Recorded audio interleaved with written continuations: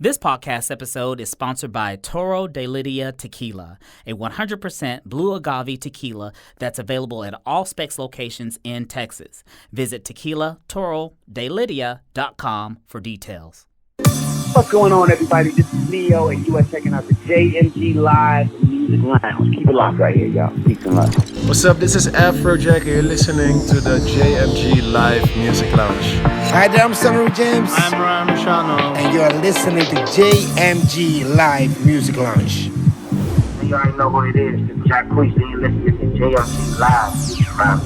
Hey, this is Dyro, and you're listening to the JMG Live Music Lounge. What's up, Malone? Hey, this is CC Citizen. You're listening to JMG Live Music Lounge.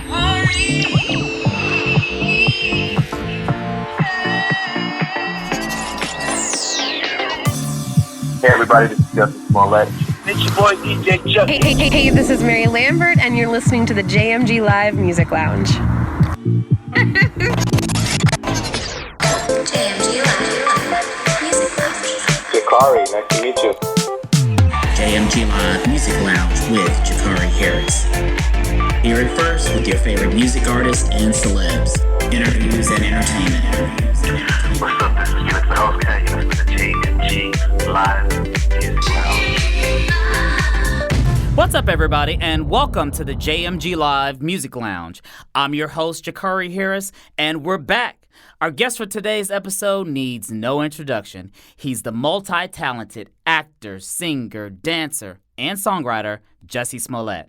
Jussie released his debut album, Some of My Music, this spring, and I got a chance to see him perform some of the songs from his album at Satellite Bar when he brought his Some of My Music tour to Houston on June 1st.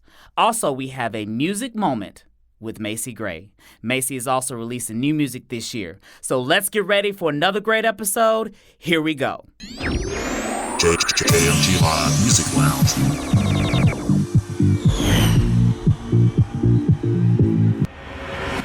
So my music headliner this week is on EDM producer and DJ Marshmello. Now, if you don't know who he is, more than likely you have seen him. He's the DJ that wears the white helmet with the smiley face on it, so you definitely have seen him. Well, he's worked with a lot of artists, including Zedd, Migos, Selena Gomez, and an English artist named Anne Marie. Now, Marshmello and Anne Marie have a song out now called Friends, and I just heard the song about a week ago for the first time. I was at Clay Day Club to see Afrojack perform, and DJ Little Martin opened up for Afrojack, and he played the song during his set. And I kept asking, who is this? I like the lyrics, I like the beat, so I wanted to know more about the song. It's a laid-back, mid-tempo house song, and it's about a guy that wanted to be more than friends with Anne Marie. Now, the song is currently number 14 on Billboard's Hot 100, and if you haven't heard it, go listen to it. My favorite version of the song is the M22 remix, so definitely go check it out. JMG Live Music Lounge. So my music moment is with Macy Gray. Macy's a singer, songwriter, and actress. And the Grammy Award winner is set to release her 10th studio album called Ruby this fall. I like that name, Ruby. Macy just told Billboard that the album will have elements of pop, R&B, and jazz. And, Macy's always experimenting with her music. So I'm sure Ruby will be worth listening to when it drops. I interviewed Macy back in 2014 for JMG Magazine after the release of her album, The Way. Besides her music, we talked about her acting projects, which included a couple of movies and a new Lee Daniels-produced TV show that was about to premiere called Empire. Yeah, there's two movies coming next year. One is called Brotherly Love, and one is called November Rule. And I don't know when they're coming out. I have no idea, but they're definitely coming soon. And then I'm doing the Lee Daniels series, Empire. That premieres in January on Fox. I'm not sure exactly what it's gonna be like. We shot the pilot, but I don't know the whole what's gonna happen all down the line. But it's this story of the man. He has three sons, and he's dying, and it's all about his three sons kind of fighting for his empire, for their father's legacy and stuff like that. It's pretty good. Okay, great. Well, Howard, Taraji, and a bunch of people. So nearly 4 years after Macy Gray gave me that exclusive about Empire, I was recently able to speak to one of the stars from the show. You know, Jussie Smollett plays Jamal Lyon on Empire, the son of Cookie and Lucius Lyon, and Jussie has just made such an impact with this role. You know, the world has gotten to see him sing, dance, and break barriers as Jamal Lyon.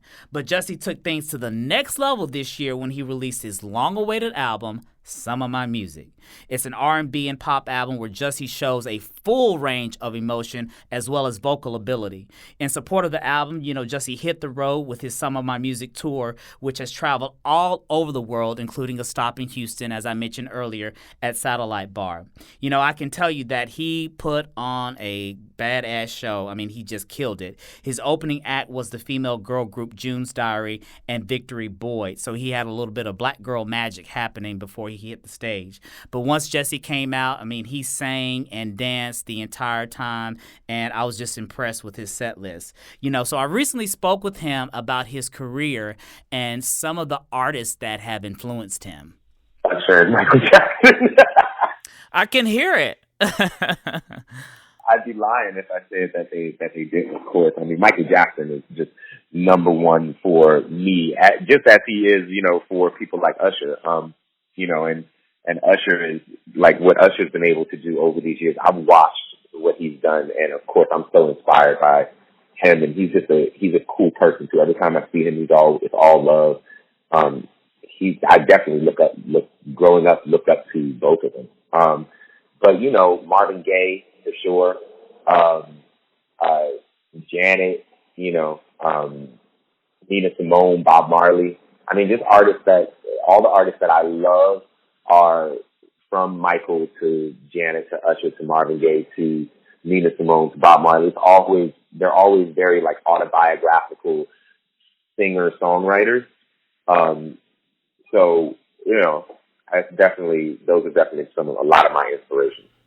Yeah, definitely. You know, Janet's always been an inspiration of mine as well. You know, I used to be a dancer some years ago, and obviously if you're a dancer, Michael and Janet were the artists that you looked up to, you know. And she just posted, I want to say like a week ago, this pic of her in the studio on Instagram. I don't know if you saw it or not, but I was like, Janet, girl, come on. We ready for the music. We ready for it, and we always going to be ready for it. Whenever she wants to get it, we're going to be ready for it. You know what I'm saying? Like, that's the queen to me. So, you know, I just love everything that she does. I stand for Janet hardcore.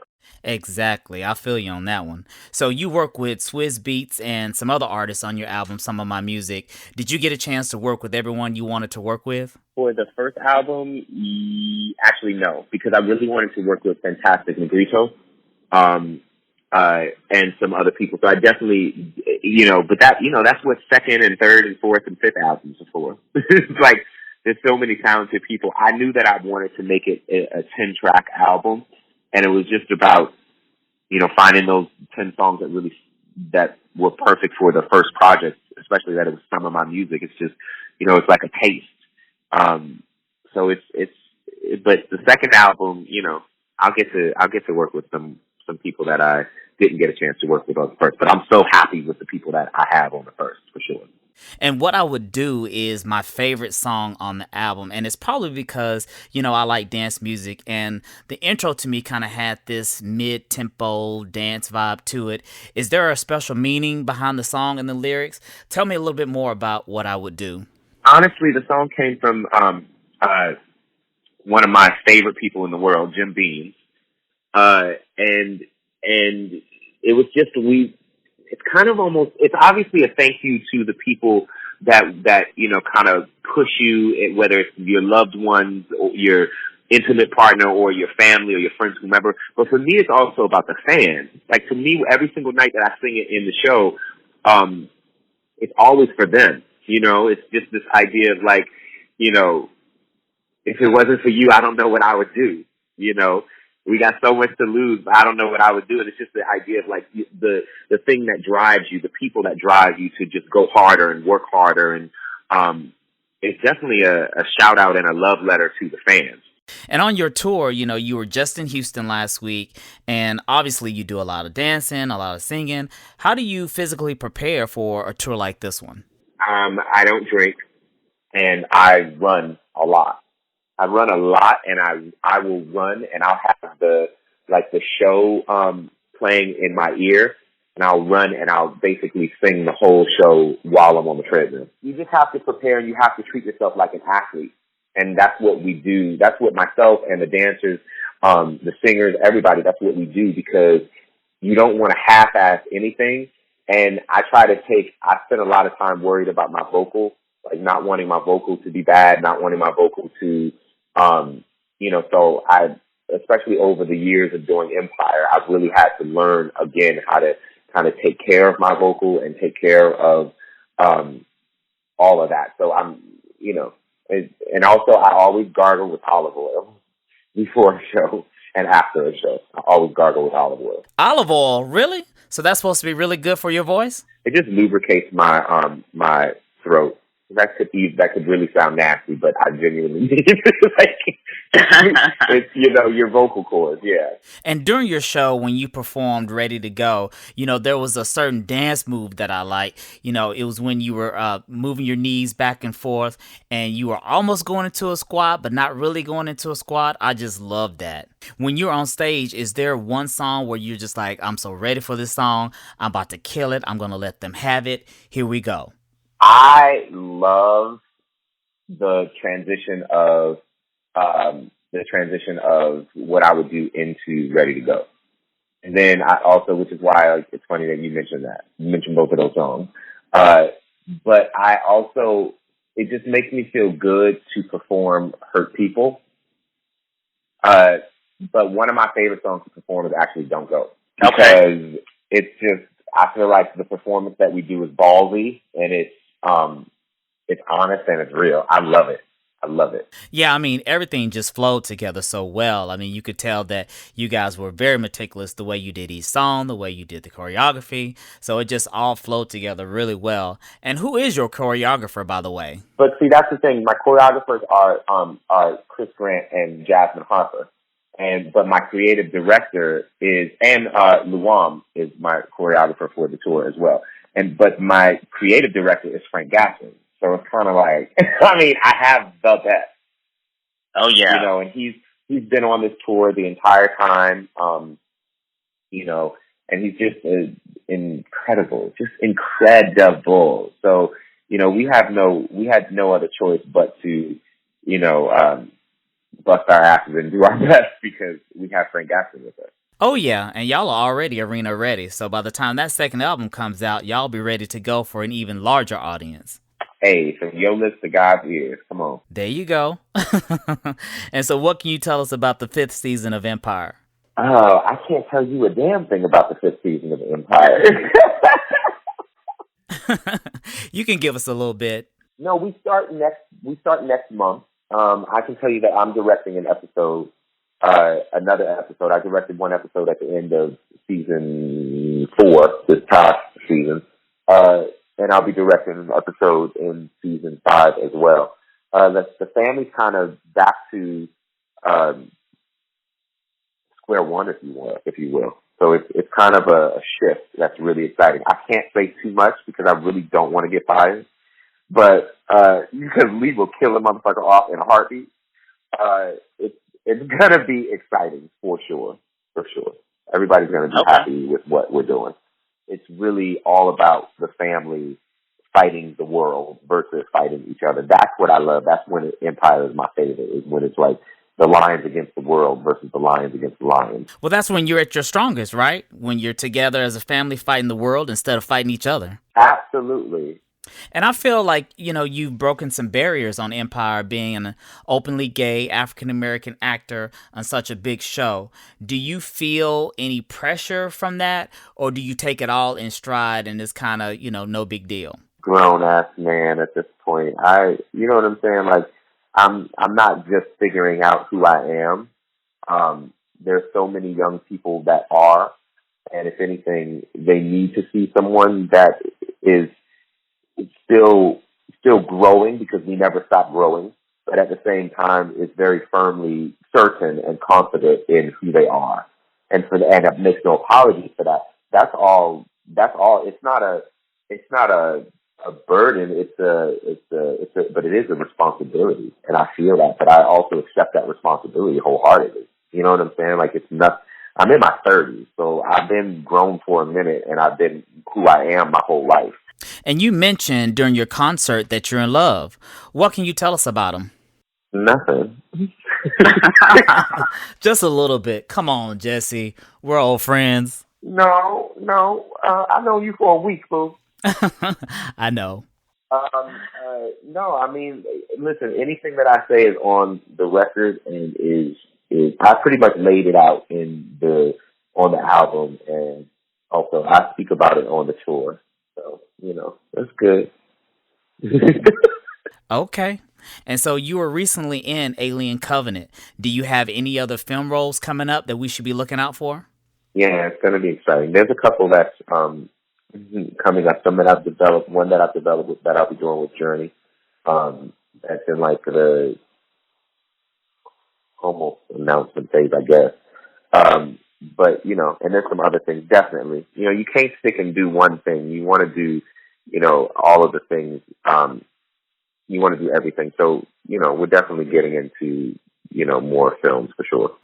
In addition to the tour, do you have any other projects that you're working on? Yeah, I'm executive producer on Giant, which is an amazing show that's on, it's a web series that's on Issa Rae's channel, and that was created by James Bland, and that's an amazing show. If you have not seen that, you really need to check that out. And I'm directing more, I'm writing more, and nothing to announce right now, but lots in the making for sure. I'm already working on album number 2, so we're busy. Also, America Divided, which I executive producer Norman Lear, is a docu-series that airs on Epic, and it just aired, and it's really exciting. So there's a lot happening. When will the second album be out? I don't know. There's no announcement. I'm taking my time. I take my time. You know what I'm saying? It's on my label. So I'm going to take my time, and when the time is right. But it's not going to be tomorrow. JMG Live Music Lounge.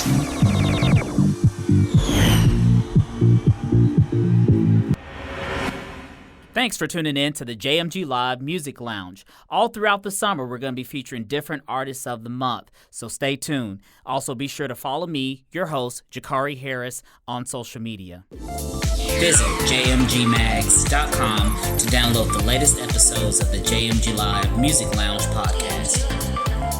This portion of the show is sponsored by Avant Media Institute.